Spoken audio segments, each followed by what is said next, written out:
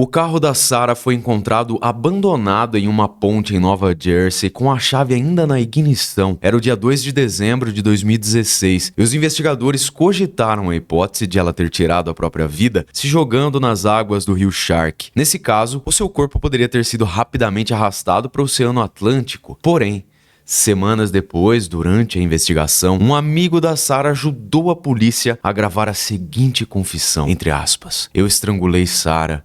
Eu pensei que isso seria rápido e fácil, mas não foi. Demorou 30 minutos para eu matá-la. Ela vomitou, urinou e falou o meu nome. Ela parecia um cachorro beagle, mas ela lutou como um dog alemão." Eu sou o Marcos Campos, sejam todos muito bem-vindos. Aqui no canal toda semana tem conteúdos novos, então se você gosta de conhecer histórias de crimes reais, eu te convido a se inscrever e acompanhar o canal. E olha, isso me ajuda demais a continuar produzindo conteúdos de qualidade para vocês, tá? Se puder, considere entrar também para o nosso clube de membros e deixe um comentário, nem que seja um emoji, porque isso ajuda aqui no engajamento do canal. E olha, pessoal, preparem-se, tá? Prepara o psicológico aí, porque o caso de hoje é daqueles bem revoltantes. Então é isso, recados dados, vamos aos fatos.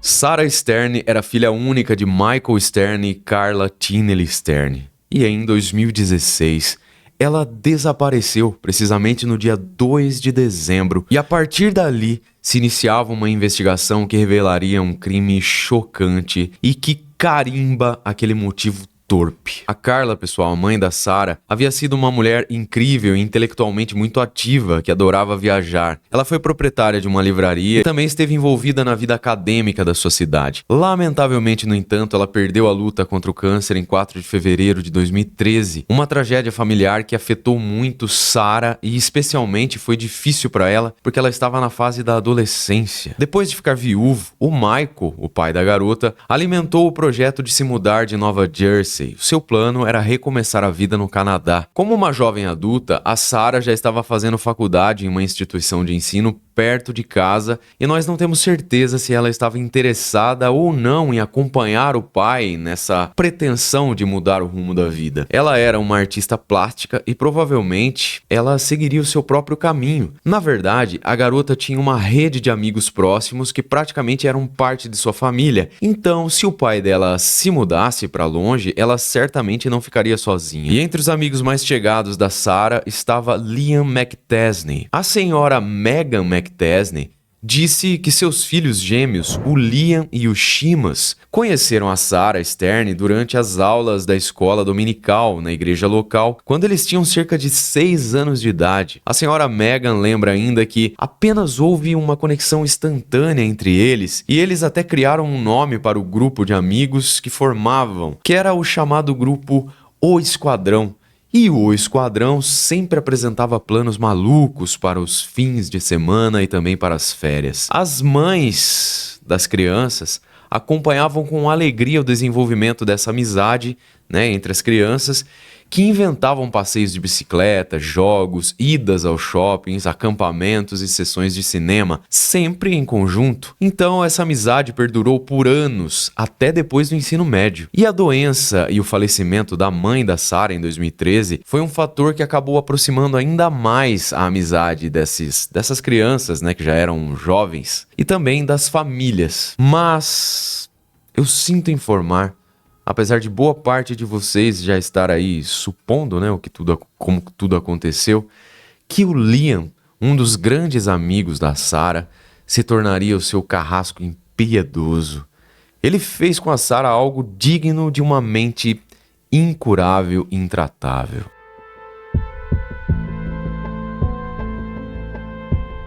Era bem cedo no dia 3 de dezembro de 2016, quando os policiais chegaram à casa da senhora Megan McTesney. a mãe do assassino, e foi assim que ela soube do desaparecimento da Sarah, que não custa reforçar aqui pra vocês, era amiga de infância de seus filhos e frequentadora regular da sua casa. Abre aspas. A polícia me perguntou se a Sarah estava em minha casa. Eu disse que não, e os policiais me informaram que não conseguiam encontrar a Sarah e que o pai dela havia reportado um desaparecimento inquietante. Naquele momento eu disse a eles: não tem problema, eu vou ligar pra ela e com certeza ela vai me atender. Fecha aspas. Só que isso não ocorreu. A ligação caiu na caixa de mensagens. Na sequência, a polícia perguntou se o Liam estava em casa. A mãe explicou que o filho morava em outro endereço. Ela então passou a informação detalhada da casa dele e voltou para a cama, pensando que talvez a Sarah Stern apenas poderia estar, na verdade, dormindo tranquilamente no seu apartamento e que a polícia estava fazendo muito barulho à toa. Mas, no decorrer do dia, a Megan soube que a polícia tinha encontrado o carro da Sarah abandonado em uma ponte. Assim, as hipóteses do que poderia ter acontecido e de onde a garota estava passaram para outro nível de preocupação. Começaram a acreditar que ela poderia ter pulado da ponte. Algum tempo depois, mais uma vez, a polícia conversou com a senhora Megan e dessa vez ela ficou histérica. Eu comecei a gritar porque a polícia estava me perguntando se eu tinha visto o Liam. Então eu pensei que o Liam também estava desaparecido, mas eles garantiram que tinham visto o Liam horas antes, depois de eu ter fornecido o endereço dele. Muito bem. Mais tarde, quando a Megan saiu de carro, finalmente ela encontrou seu filho Liam, que estava caminhando na rua acompanhado de Preston Taylor. Então, mãe e filho naquele momento ali conversaram sobre o que a polícia acreditava que tinha ocorrido, que Sarah Stern poderia ter pulado da ponte. A Megan disse que, diante das suspeitas sombrias da morte da garota, ela apenas abraçou o filho e disse que eles começaram a chorar naquele momento. O certo é que os investigadores queriam conversar com o Liam, pois ele aparentemente era a última pessoa vista na companhia de Sarah no dia anterior, 2 de dezembro, data do desaparecimento dela. E abduzidos, só pra, vocês se situarem aqui, não restar nenhuma dúvida, o Preston Taylor, que era aquele cara que estava na companhia do Liam, era um outro amigo da Sarah. Ele, inclusive, havia sido companheiro, o acompanhante de baile de formatura da Sarah no ensino médio e era ex-colega de quarto de Liam McTesney. Então, como era de se esperar, o Preston Taylor aparece em várias fotos ao lado da garota. O que se seguiu depois disso, da parte das investigações, foi uma rotina bem conhecida já para nós. Os familiares e amigos elaboraram cartazes, de pessoa desaparecida. Esses cartazes foram divulgados tanto fisicamente pela cidade ali, quanto virtualmente nas redes sociais. Aconteceram buscas por terra e água, interrogatórios e verificação de utilização de celular, contas bancárias, enfim, todas as verificações possíveis para saber se a Sarah estava fazendo alguma coisa que ninguém tinha percebido ainda. Não havia sinal nenhum da Sarah, nem um rastro a ser seguido nas investigações. Mas, retornando aqui então para a sequência dos fatos, algum amigo falou com a polícia e disse que Sarah havia encontrado uma grande quantidade de dinheiro que estaria sendo guardado em um cofre. As origens desse tesouro eram supostas economias da mãe da Sarah, que ela teria herdado. Era dinheiro vivo e as notas estavam guardadas em uma caixa de sapatos em uma propriedade de veraneio da família. Mas é certo que o pai da garota desconhecia essa história. Afirmaram que Carla, antes de falecer em 2013, tinha deixado esse dinheiro aí de presente para a filha e que havia um bilhete junto dele. Para os investigadores, esse fato dava ensejo a diversas novas possibilidades, desde uma fuga secreta e um recomeço de vida, como também um caso de latrocínio, ou seja, um roubo seguido de assassinato. O problema é que depois a gente fica sabendo que se tratava de um dinheiro velho, cédulas que já estavam fora de circulação e deterioradas, como se algo tivesse acontecido com elas. Talvez tenham molhado. Enfim, galera. Meio estranho tudo isso nesse momento da história, mas depois vai ficar bem claro.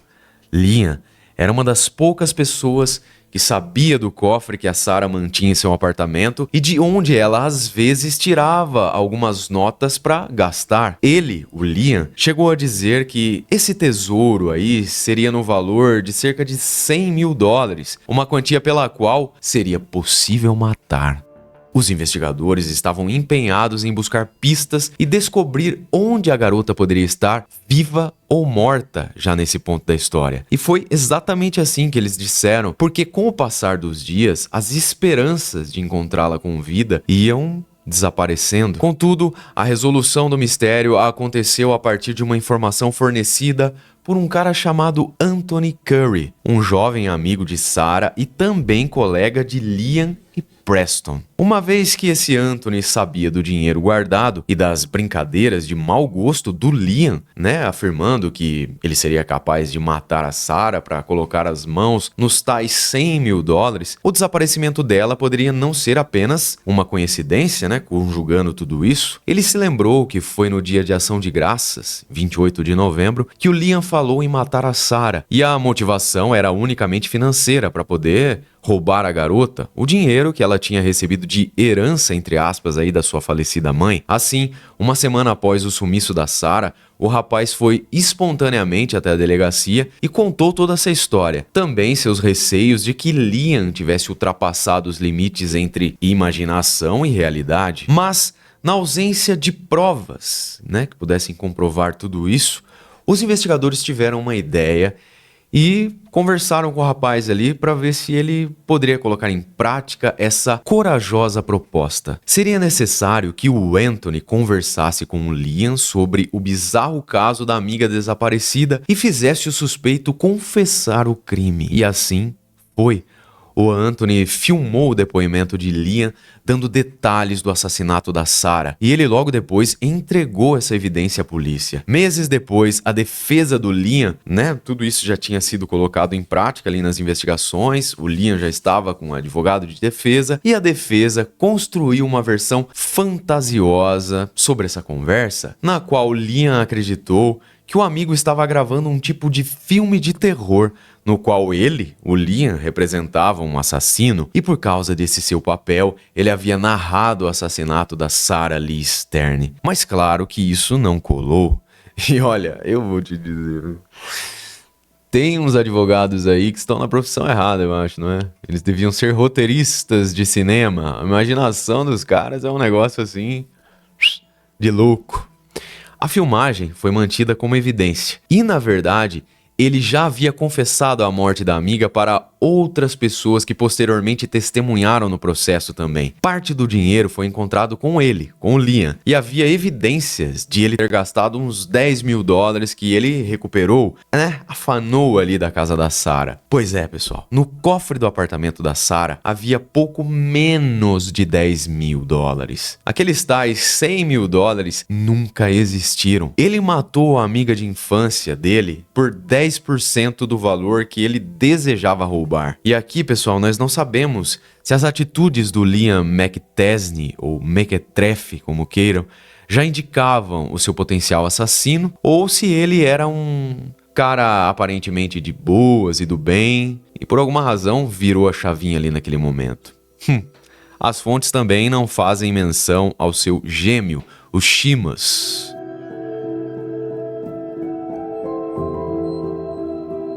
Dois meses depois de Sarah Lee Stern ter sido vista pela última vez, o Liam McTesney e o Preston Taylor foram presos e acusados do assassinato da garota. A Megan McTesney, a mãe do Liam, disse que não acreditou quando soube que seu filho foi acusado de assassinato. Para ela, a única verdade é que Liam amava, ele realmente adorava sua amiga Sarah. Ela só não sabia que ele amava mais o dinheiro dela. A senhora McTesney ainda declarou: mas é mãe, né, gente? É mãe. Eu cresci na praia. Por isso eu sei que quando alguém morre na água, o corpo vai parar em algum lugar na terra. O corpo é devolvido pelo oceano. Então, quando Sarah não apareceu em nenhuma de nossas costas, isso nos deu esperança de que Sarah estivesse viva e bem, que talvez apenas tivesse fugido. Eu estava convencida de que a Sarah precisava fugir e por algum motivo ela sentiu que não poderia contar a nenhum de nós. Eu sei onde meu filho está. Meu filho está na prisão, disse ainda Megan McTesney. Mas o Michael Stern não sabe onde sua filha está. Isso é muito difícil.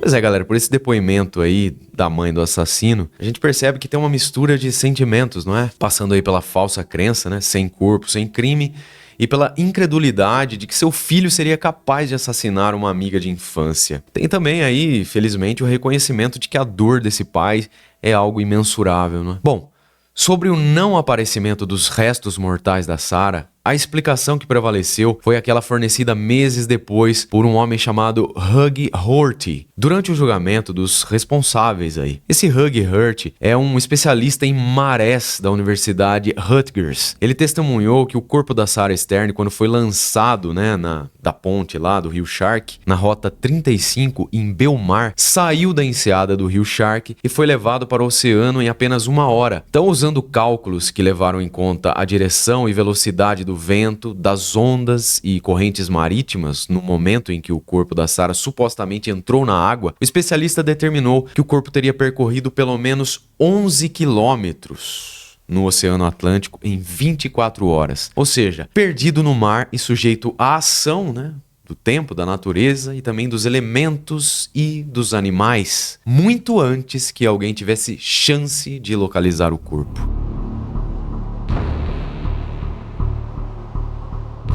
O Michael Stern, o pai da Sarah, expressou sua sincera gratidão a todos os envolvidos na resolução do crime, que uma exceção dentro do imenso volume de casos sem solução nos Estados Unidos, envolvendo o desaparecimento de pessoas, principalmente os casos nos quais nenhum vestígio do corpo da vítima é encontrado. Mas aqui, como vimos, aconteceu um empenho grande dos investigadores.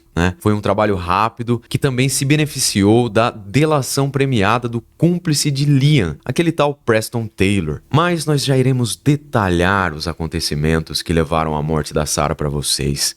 Mas antes, eu preciso informar que coube à promotoria, na sequência, construir o processo e apresentar os fatos, evidências e testemunhos para a condenação de Liam McTesney e também seu cúmplice. O julgamento durou 8 semanas e, segundo muitos relatos, foi difícil para todas as partes envolvidas. Sem dúvida nenhuma, como eu sempre digo aqui, é difícil para todas as partes, não é, pessoal? Essa mãe aí também, a Mega, mãe do assassino, você imagina, do nada, você vê seu filho ali que nunca se colocou em nenhuma situação aí mais grave, não é? Partindo desse pressuposto, aí do nada o cara mata a melhor amiga de infância que ele conheceu com 6 anos, que tinham grupinhos que faziam tudo juntos. É um choque também pra mãe do assassino. Mas claro que não tô colocando aqui em paridade aí a dor desse pai, Porque o cara não encontrar nem o corpo da filha, saber que o amigo dela fez isso com ela, é um negócio assim que realmente não dá nem pra colocar em palavras.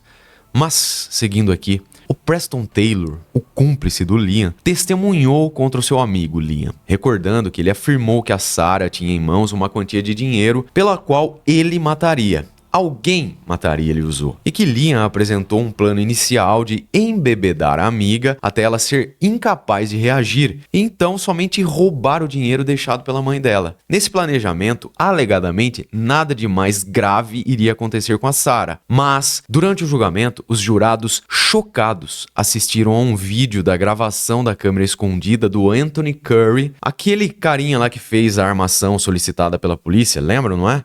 Pois é, e nessas imagens, em partes, o Liam dizia o seguinte: levei meia hora pra matá-la. O pior é que eu pensei que eu estava saindo aí com 50 ou 100 mil dólares no bolso. Ela tinha um cofre do qual tirava dinheiro, porém lá dentro só havia uns 10 mil. O Michael, pai da vítima, fez declarações durante o julgamento. Ele era um homem aparentemente envelhecido e quebrado, que mencionou: fiquei arrasado e entorpecido pelo choque no dia em que soube pelos detetives que a Sarah tinha sido assassinada. Tive sonhos e pesadelos horríveis, e o ato terrível que aconteceu com o corpo dela me assombra todos os dias, porque eu nunca mais poderei abraçar a Sarah. Sarah era simplesmente uma pessoa linda. Ela não tinha nada de mal em si. Ela era uma grande artista. Nós esperamos que no futuro possamos ver algumas de suas obras de arte exibidas em uma galeria. Enquanto o Sr. Stern falava, o réu ficou com a cabeça baixa o tempo todo, como se estivesse minimamente envergonhado ou realmente não querendo encarar o pai da sua vítima, não é? Sei lá o que se passava na cabeça desse monstro. Em momento algum, o Liam fez contato visual com o pai da Sarah. Após o encerramento do tribunal, o Michael Stern foi questionado se ele tinha alguma palavra a dizer ao assassino. E ele foi bem taxativo. Não tenho palavra pra ele, de jeito nenhum. Que tristeza, não é, pessoal? Que negócio dolorido. Realmente, como eu falei aí há pouco, não dá pra colocar em palavras a dor desse pai aí. E esse Liam, não sei quanto a vocês, mas eu acho que é incurável. Tem crimes e crimes, não é, pessoal? Né?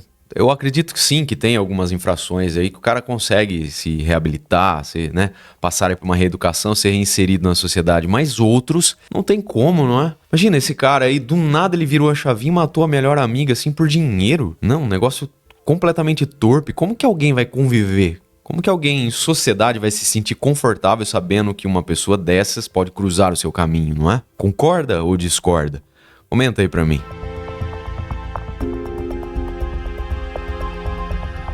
A morte da Sarah foi por estrangulamento manual. No planejamento do homicídio, Liam pensou em diversos meios para tirar a vida da garota e qual destino dar ao corpo dela. Abandoná-lo na casa, sepultá-lo em um terreno isolado ou descartá-lo no rio. O Liam afirmou: "Achei que demoraria somente alguns minutos, mas levei meia hora para matá-la." O Preston Taylor disse o seguinte: "Demorou um pouco para ela parar de respirar, cerca de meia hora. No processo, ela se debateu e vomitou. Quando ela começou a vomitar, o Liam enfiou um lenço na garganta dela. Enquanto isso, ela dizia o nome dele algumas vezes." Após tirar a vida da moça, o Liam disse que ele escondeu o corpo da Sarah no banheiro antes de sair de casa. Mais tarde, o Taylor foi até a casa dela e removeu o cadáver, escondendo-o em alguns arbustos do lado de fora. Minutos depois dessa barbárie, o Liam foi trabalhar normalmente no seu turno programado. Lá, ele percebeu que, acidentalmente, tinha perdido o celular, e a possibilidade é que o aparelho telefônico tivesse ficado na casa da vítima.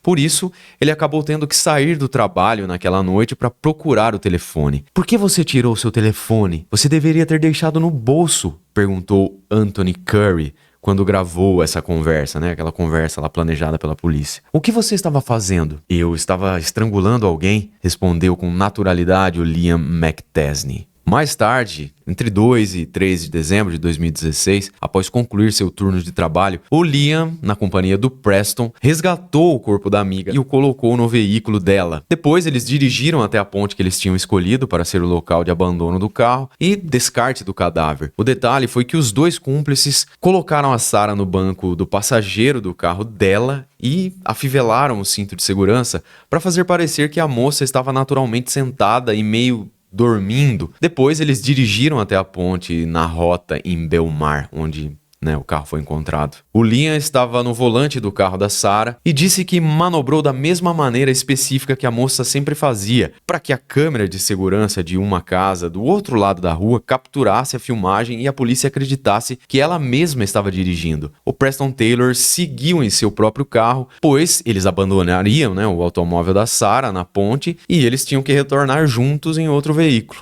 Porém, uma vez que eles estavam na ponte, o Liam disse que teve dificuldade de tirar a garota morta do carro e erguê-la até a lateral da ponte para poder então lançar o corpo nas águas. Ele disse que subestimou a dificuldade dessa manobra quando fez o plano. Isso foi inesperado e tomou muito tempo. Na verdade, Liam viu luzes de faróis vindo em sua direção e precisou abortar o processo rapidamente, colocar a Sarah dentro do carro e esperar esse veículo passar, ou esses veículos passarem, Friamente, o Liam descreveu que colocou a Sarah de cabeça para baixo no carro com as pernas para cima, um jeito rápido de esconder o corpo da garota e não ser visto por quem quer que fosse que estivesse passando ali. Quando ele se sentiu seguro na escuridão da noite, sem sinais de outro motorista se aproximando, o Liam outra vez tirou o corpo da Sarah de dentro do carro e então, com a ajuda do Preston, lançou o corpo no rio. O automóvel da garota ficou parado ali mesmo para ser encontrado quando dessem por falta dela. A localização do veículo com as portas destrancadas e a chave no contato sugeria que a própria Sarah tinha abandonado o carro ali antes de tirar a própria vida, se jogando no rio. Os dois rapazes também combinaram de relatar que a saúde emocional da amiga,